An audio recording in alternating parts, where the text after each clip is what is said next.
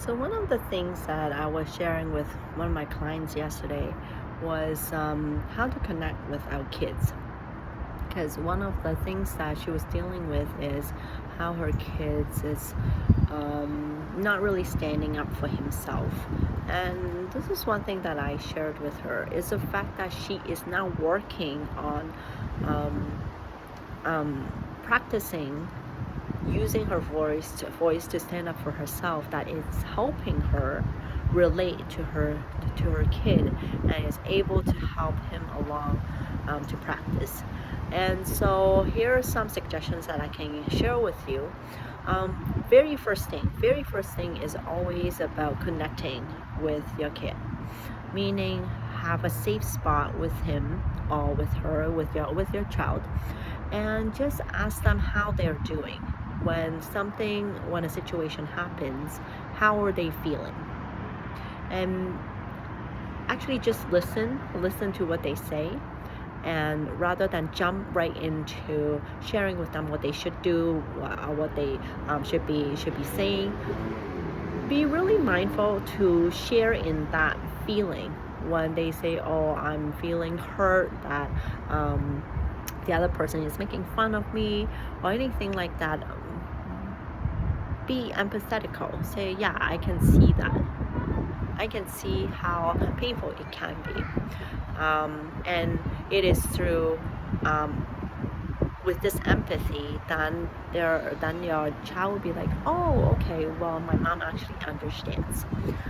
And another thing is to once we start making suggestions of what we can do, rather than um, um, telling them what they should be doing, like, oh, you should stand up for yourself.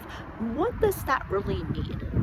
So maybe what you can say is ask them, like, if you're in this situation, just pretend I'm that person.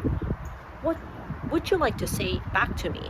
And have them practice the words, using the words, saying, shut up, I don't like the way you're talking to me. Like, have them actually practice those words coming out of their mouth.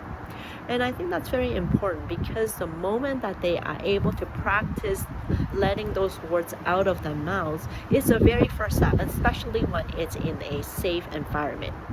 So whatever comes out, don't shut it down. Sometimes they may say very horrible things. Oh, I want to kill you. You should go die, right?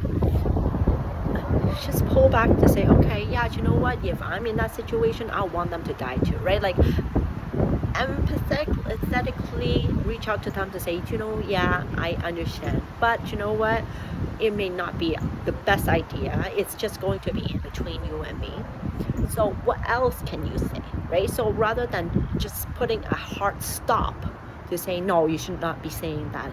And this creates a safe space for our kids to really express how they're feeling. And then once they express it, then the mind will be like, okay, well, yeah, that wasn't a very nice thing to say. What else? How else can I approach it? So being able to connect with your kid is the very first step. And sometimes even with the connecting with the kids, you may even want to tell them, okay, this is something that I had experienced, and you can share a story or two with them, so that they will know that you really understand where they are at. And then give them a space to practice doing that thing, rather than just saying, oh, you should speak up. Then what does that really mean?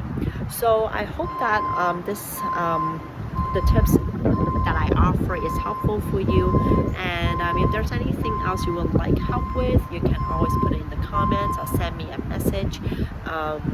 And thank you so much. Until next time.